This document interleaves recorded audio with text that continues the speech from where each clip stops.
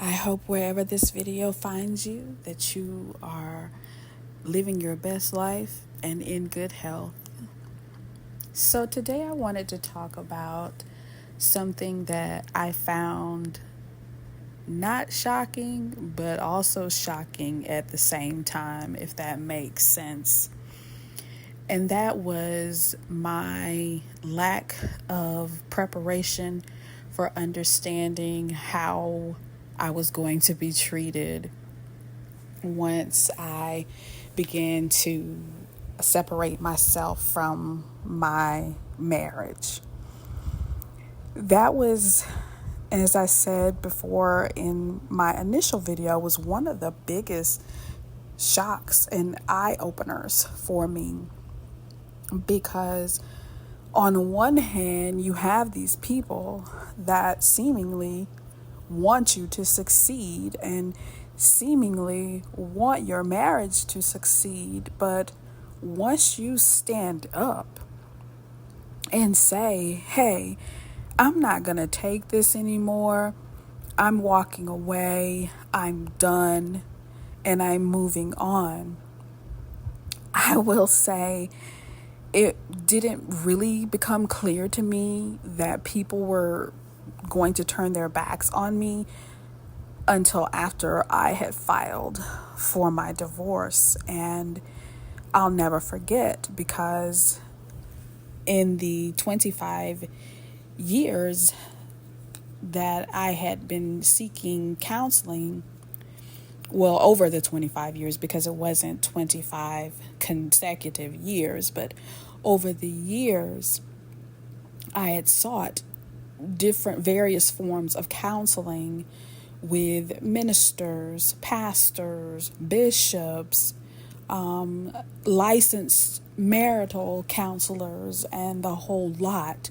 But this particular minister, and I don't even know what his title is today, is not even important to this video, but I remembered reaching out to him to help me with like a letter, stating that he had counseled us before and where the situation was. This had to be well over maybe 2 decades, and when he did, but he had called himself a friend.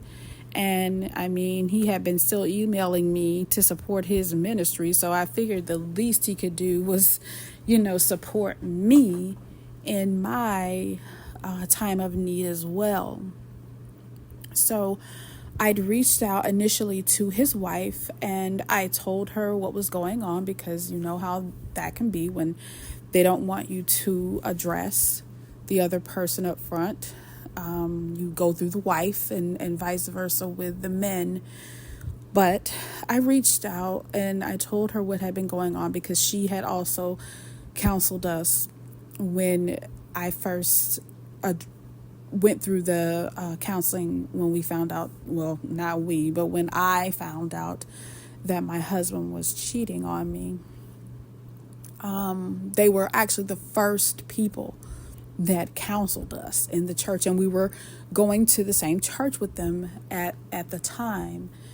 And over the years, we kind of kept in touch, and my ex had emailed him, lying and saying that, things were good between us, when if you already know you're in a relationship with somebody cheating on you, it's rare that things are good. I mean, I'll say things become calm, but they're never good, because once that trust is broken, you're basically just always hyper vigilant, waiting for the shoe to drop, especially if you don't leave. Because one thing I've learned about being in a marriage where somebody is doing this to you is, if you do not leave when it is done to you the first time, they're just going to get more comfortable and bolder in their acts of disobedience. But that's neither here nor there. When I spoke to the minister, he seemed very empathetic, willing to help me. understanding of my plight, and he always seemed to give off the impression that he was for women. This was also somebody who had 3 daughters. So here I am still in my naive mind thinking that this is somebody, that I can depend on. Well, when the time came for him to write the letter, I, reached back out and asked, if he was still available to do it. I never heard from him again. He never even acknowledged my message. He just ghosted me, basically. And it was just, I was floored at that point.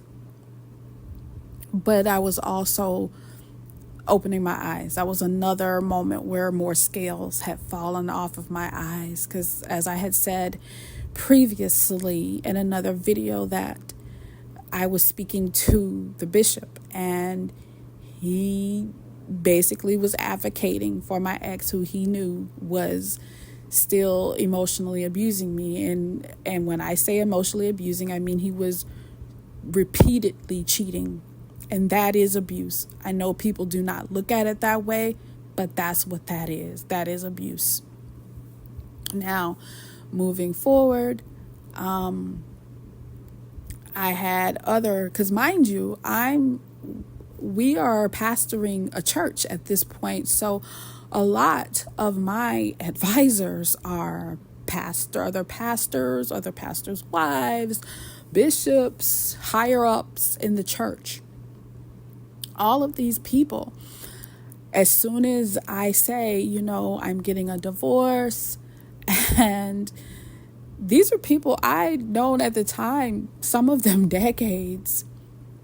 Once I began to let them know, if I'm catching up with them and I'm telling them what's happening in my life, they began to shy away from you. It's almost as you become this plague or some sort of threat to their marriage.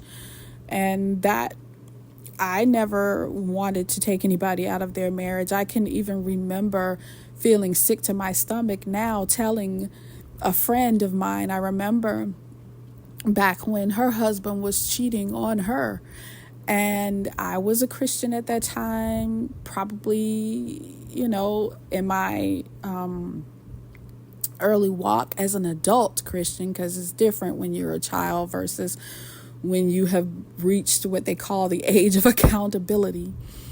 And I remember talking to her and telling her that, you should stay with your husband and give him another chance.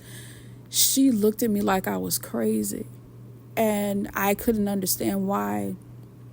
But once the scales fell off my eyes, I began to understand why she was looking at me like that, because she couldn't reconcile within herself why somebody would tell her to stay with somebody that was hurting her. And that's kind of where I was. I had stood up for myself and decided that I didn't want to stay with anybody that was continuously hurting me. And those people that had once held my hand, had once helped me dry and wipe away my tears, had once poured into me all these scriptures and held my hand as I prayed and walked to the altar and sat with me in counseling sessions and sent me good messages of prayers and faith and hope and happiness and all of these things. And we've spent dinners together and holidays together and countless Sundays together, learning and growing and just bonding. These people decided that because I no longer wanted to be enmeshed in this marriage, in this situation, that they didn't want anything else to do with me. And I'm saying that not to scare you, but to just enlighten you that it can be lonely sometimes. Deconstructing your faith. And this even happens to people when they get divorced overall. But I find it especially hurting when it's coming from people that are in the church. Because on the surface, their whole shtick is to be about the people and caring for hurting people and people that are being abused, when honestly, at the end of the day, we already know what it is. That's not what it's about. As long as you're willing to stay in the club. And I was done staying in the club.